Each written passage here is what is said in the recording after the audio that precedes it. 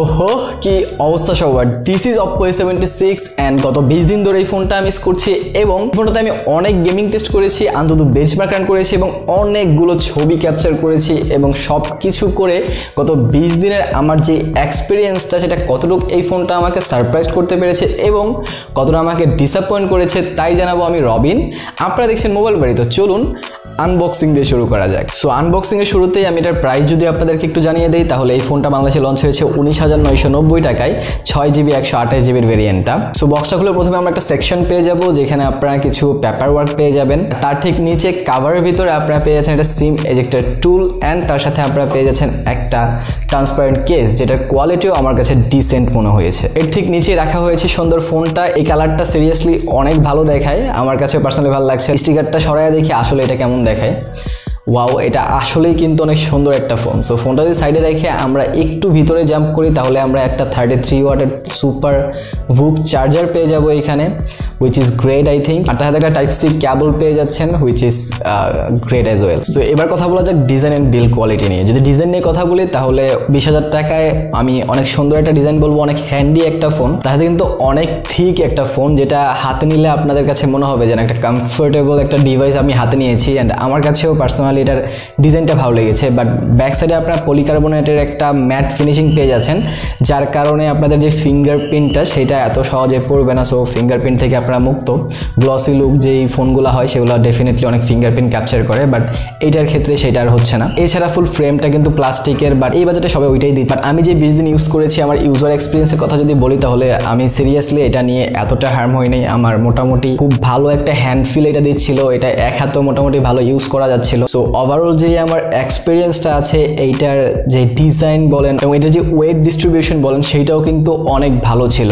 আর এটার যে ওয়েট যদি আমি আপনাদেরকে বলতে চাই তাহলে আই থিঙ্ক এটা কত হবে, 180 থেকে 185 গ্রাম আমার মনে হচ্ছে। দেখা যাক, লেটস সি।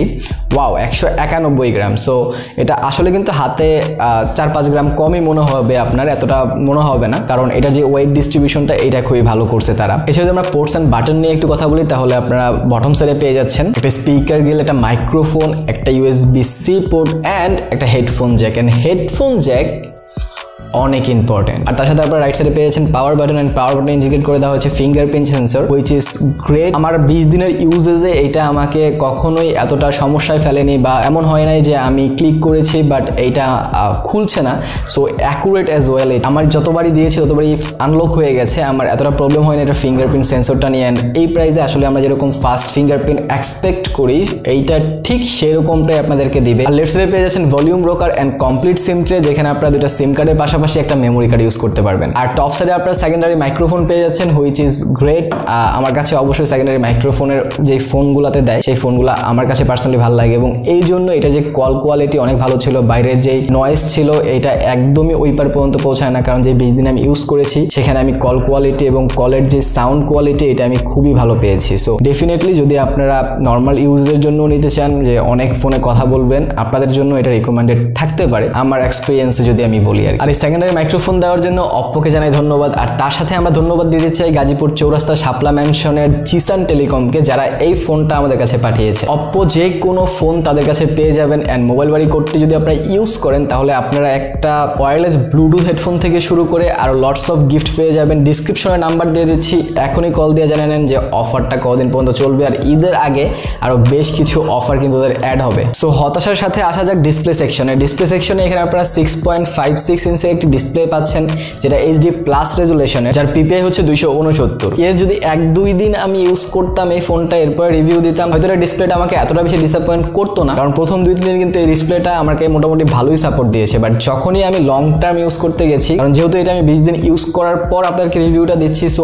এই জন্য আমি প্রপার যেই এক্সপিরিয়েন্সটা এইটা আমি শেয়ার করতে পারছি আপনাদের সাথে। সিরিয়াসলি এটা বেশ কিছু জায়গায় আমাকে শার্পনেসের ঘাটতি দিয়েছে, বিশেষ করে যখন আমি কোনো হাই কোয়ালিটি কন্টেন্ট দেখতে যাচ্ছিলাম এখানে আমি শার্পনেসের ঘাটতি ঘাটতি পেয়েছি। ইনডোরে এটার ব্রাইটনেসটা আপনাকে এতটা বেশি সমস্যায় না ফেললেও আউটডোরে যখন সানলাইট কন্ডিশনে আপনি যাবেন এটার ব্রাইটনেস নিয়েও আপনি বিপাকে পড়বেন, দ্যাটস ফর শিওর। আর যদি আমি আমার পার্সোনাল এক্সপিরিয়েন্স শেয়ার করি যে 20,000 টাকায় একটা ফুল এইচডি ডিসপ্লে আমরা অবশ্যই আশা করি। ডেফিনেটলি আমি অ্যামোলেড চাচ্ছি না, এখানে আইপিএস দেওয়া হয়েছে। এটা ডিসপ্লের যে কালার অ্যাকুরেসি এইটাও কিন্তু খুব ভালো ছিল, যে কালার প্রডিউস করছিল এটা ডিসপ্লে আমার কাছে পার্সোনালি ভালো লেগেছে। বাট এখানে হচ্ছে আপনার শার্পনেসে ঘাটতি পাবেন, এখানে রেজলিউশনে ঘাটতি পাবেন।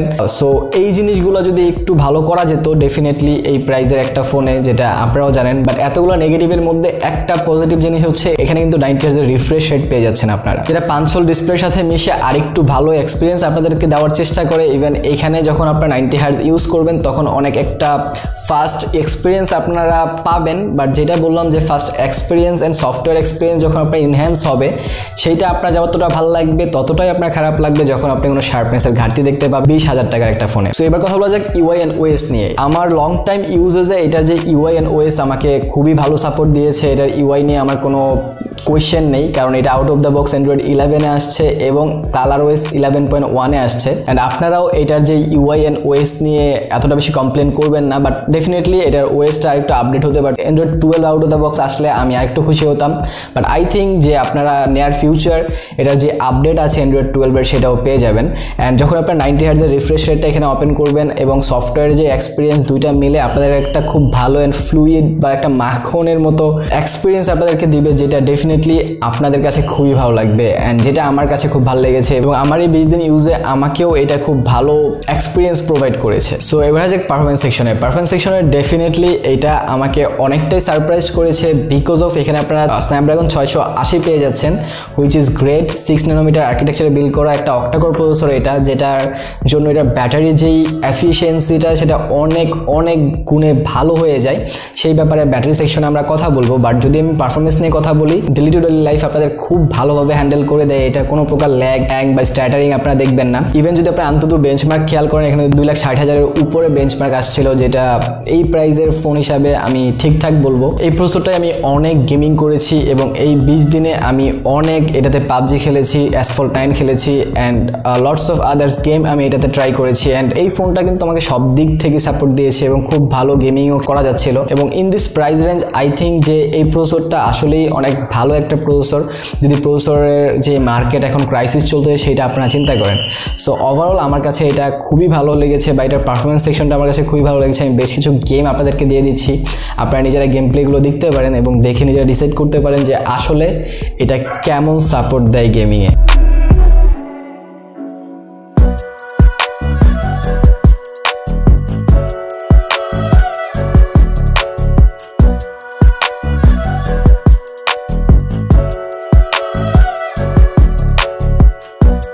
সো এবার যাক এই ফোনটা সবচাইতে ডিসঅ্যাপয়েন্টিং জায়গা এটার ক্যামেরা সেকশনে। ইয়েস, এটা রেয়ারে আপনারা দুইটা ক্যামেরা পেয়ে যাচ্ছেন, যেখানে 13 মেগাপিক্সেল মেন সেন্সর এবং 2 মেগাপিক্সেল ডেপথ সেন্সর দেওয়া হয়েছে। এই বাজেটের একটা ফোনে 13 megapixel main sensor which is bad you know. এটার 5 হোলের মধ্যে যে ফ্রন্ট ক্যামেরা পাচ্ছেন সেটাও কিন্তু 8 মেগাপিক্সেল এবং এই বাজেটের একটা ফোনে 8 মেগাপিক্সেল ফ্রন্ট ক্যামেরাও ব্যাড অ্যাজ ওয়েল। বাট এটা রিয়েল লাইফ ইউজে এটা কেমন পিকচার তোলে এবং রিয়েল লাইফ ইউজে এটা কেমন সাপোর্ট দেয় এটার ক্যামেরা, যদি সেই কথায় আসি তাহলে ডেফিনেটলি এইটা রিয়ার ক্যামেরাতে 13 থেকে 14,000 টাকার ফোনগুলো যেরকম ছবি ক্যাপচার করে দিবে আপনাকে, এটাও ঠিক তেমনই পারফর্ম করে। এমন না এটা একটু দামি ফোন তাই এটার যেই 13 মেগাপিক্সেল ক্যামেরা অনেক ভালো কাজ করে, ডেফিনেটলি নট। স্যামসাং অথবা আইফোনের সাথে তুলনা করতে পারবেন না। এটা 13 মেগাপিক্সেলের মধ্যে সাপোর্ট দেয়।